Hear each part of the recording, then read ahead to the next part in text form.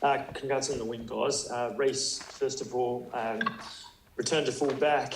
You know, it's always a whirlwind journey for you, and you never quite know where you're going to pop up. But I'm sure you would have been pleased not only with the win, but also a really solid display there too. Yeah, it was obviously, we talked a lot about, over the last couple of weeks how disappointing it was, that second game in Argentina, and it was a long wait to get another chance to redeem ourselves as a group. So it was very pleasing the way that we started, and I guess capitalise on our opportunities, especially in that first sort of 60 minutes. Obviously very disappointing last 10, but to get the win over in Adelaide, and the amount of support that we had over there was unreal, and just a great day for all involved. Were you surprised that the Box, typically and particularly against New Zealand, they were so prolific with their box kicking and putting pressure on the fullbacks and the wingers? Were you surprised that their tactics and they didn't quite go as perhaps put as much pressure in the air as they may have? A little bit. I think a lot of that probably had to do with the fact that we started fast and put some points on the board early. So I guess especially when the game's tight, they back their ability to transfer pressure to the other team and earn points through executing that well. And I think the fact that we started well on the weekend probably nullified their ability to do that a little bit. So that was very pleasing for us, but I think it's still a massive part of their game, and would definitely expect them to have that as part of their tactics in Sydney. Yeah, and you just said beforehand it was a disappointing last 10 minutes. Yeah, sure, but obviously you get the win. But does that 10 minutes, does that almost help kind of steal your focus and make sure that you're always keeping your feet on the ground, particularly ahead of a bumper kind of match where there's going to be a sold-out crowd in Sydney?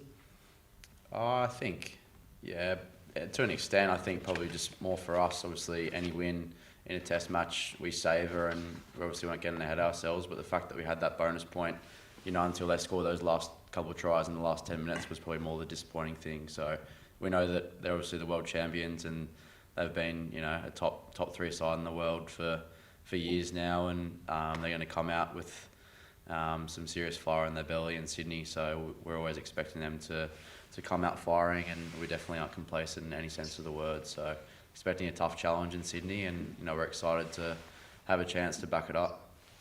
And just finally from my end, chance for silverware really, like it's only halfway through the comp, but given New Zealand stumbling and South Africa losing there, does there feel like, hey, this is high stakes rugby and that really like a great chance to mount your case before a Bledisloe series and the TRC? Every week in Test rugby is high stakes, but I think we have talked a lot as a group about us wanting to win trophies. So there's a chance to win one over the next 4 or 5 weeks. So it's obviously driving us, but you don't need any extra motivation to play for your country and to win Test matches. So we're looking forward to it.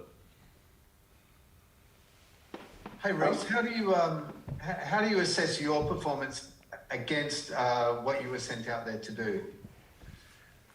I think as a whole backline unit, I don't think there's kind of too much individuality there. I think as a whole, we really gelled well together, and especially in that sort of first 60 to 70 minutes, I think one of the really, pleasing things was our backfield coverage, and probably denied them backfield space to really exploit us there, and then also our scramble defence, especially when Roddy was off there and we were a man down. I think obviously Marika's individual effort was amazing there in the corner, but I think the scramble from the back line as a whole was one of the most pleasing things on Saturday, and converting our opportunities in attack as a back line was also pretty impressive. So I'm just happy with the way that I played my role in that, but we've got a job to do and back it up next Saturday. Do you find it hard just talking about your own performance rather than team, like you are focusing in on what you did well? Yeah, I think I don't really like talking about myself too much. I'd rather just talk about the team win, and if I can play a role in that and do my job, then I'm happy. But how does that kind of stack up as for personal kind of performances that you put in? Like, I was talking to Will Gettier before, and he was raving about what you did and how you kind of, took the game plan and went with it. Like, do you think it's up there with performances from you personally? That's your job to write about that, not mine. Reece, you mentioned twice about being able to back up. The Wallabies have had some good performances this year and then come out the week later and been quite flat.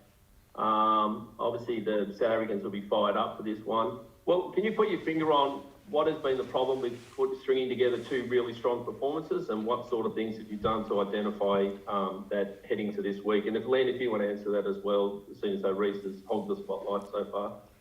I think Reece is going well, so you may as well Can't continue. let you pick it up, mate. I'll get my questions after. No, we've spoken a lot, I guess, individually and as a unit around making sure that, we try and replicate our preparation from last week. As you said, we've had a habit, especially over the last, since I've been involved in the Wallabies, we've really struggled to back up good performances the week after and, string wings together. I think last year in the Rugby Championship, we did so to an extent there with four in a row heading into our spring tour, and then Japan, I think it was 5 in a row towards the end of the year. But aside from that, I think we have really struggled to back up performances. So it's definitely something that we've addressed. We've identified that it's a challenge to this group this week, and I think everyone's excited by that challenge, and especially at a brand new stadium, in Sydney that none of us have played at before, and hopefully in front of what will be a nice parochial crowd and sold out Sydney. It's a really good chance for us to put in a good performance, and one that's going to excite our fans going forward into the rest of the Rugby Championship. On a different matter, Nick White's copped a bit of criticism over his antics on the weekend, mainly from the opposition. What about inside the camp? Has he copped a ripping from you guys? Nah, I think you have to ask Whitey about that one. I didn't really see it too well, to be honest. But on that subject, there's been a lot of criticism. Like, some people have called it disgraceful, that said he's killed the soul of rugby. On a serious matter, because rugby's kind of under siege a little bit with some of the law changes, and people are getting sent off and sin bin for sneezing these days and whatever. I mean, is it part of rugby culture, do you think, do we want to see diving and play acting and that? Do you think it should be stamped out, or is that just part of the game going forward? Look, I think the refs have got a job to do. We've got a job to do as players, and we just play the game, and we leave it up to the officials and the refs to deal with anything that they see in terms of the game. So I think, we'll probably leave it at that. I guess, Cole for Len, just on a sort of backline and building some continuity, I guess that partnership that's just developing with Hunter, getting him back this week, how big is just having that continuity between, particularly, from 9, 10, 12, and having Reece at the back for your game? Yeah, I think it's been good. Having Hunter back, obviously he didn't play the last test against Argentina. But with Noah and Whitey, I've played all year with them at the Brums, so it's been awesome to have them. And then Reece at the back is he's a safe player, and he kind of puts everyone in position, and it's awesome to have Reece at the back there. I guess, look at the Springboks side. I mean, Meccania arm is probably one of their biggest weapons. You don't really get much a head-to-head battle, but, being opposite 13s, do you find coming up against quality like that really brings the best out of your game? Yeah, I think he's an awesome player. One of the best 13s in the game, along with Rico, and I think Anton and Brown too. So, it's been awesome to play him over the last couple of years. And, every opportunity I get, I just play and do my thing, I guess.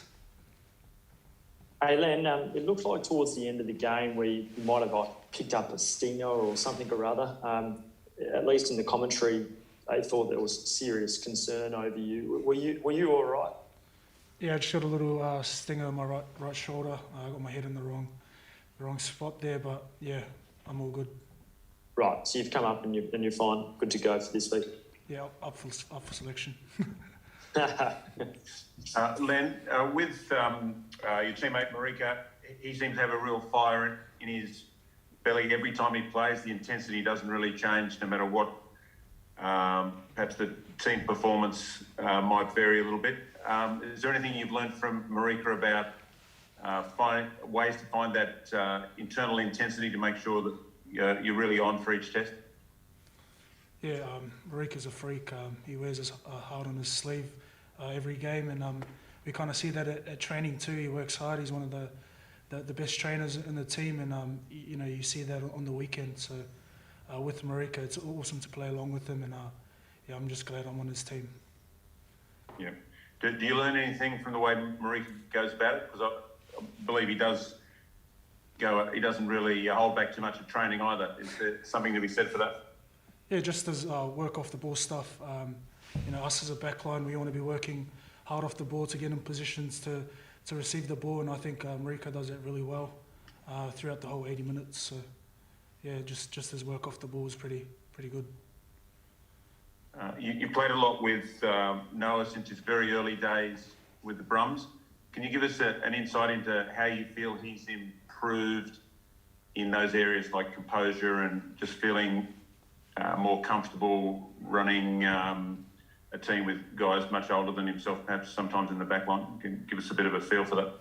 Yeah, obviously playing with Noah the last couple of years, I guess for him it was more just giving him opportunity to play his game, and giving the confidence to back himself. And for us as centres, me and Hunter, it's giving him the confidence to do what he does, play his footy, and just reacting off the things that he does. So yeah, it was awesome to see him play well last week. Is he a naturally confident kid, or does he need sort of reassurance from guys like you? Yeah, I think he's pretty confident. Pretty confident guy. Confident in his abilities, which he should be. I think he's a hell of a player. Just giving him the confidence to go out there and do his thing. So yeah, it was good. Hey Len, I'll just jump in here, mate, if that's okay. George. Nick, we talked about Nick White earlier, given he's managed to upset the entirety of South Africa. I don't know, to what extent would you guys be concerned that next time he's infringed against, the refs might kind of shrug it off and go, he's play acting again? Yeah, as Hodge said before, I think the refs have a job to do there, and for us, it's us to play the game, and I guess we're just going to leave it up to the refs there.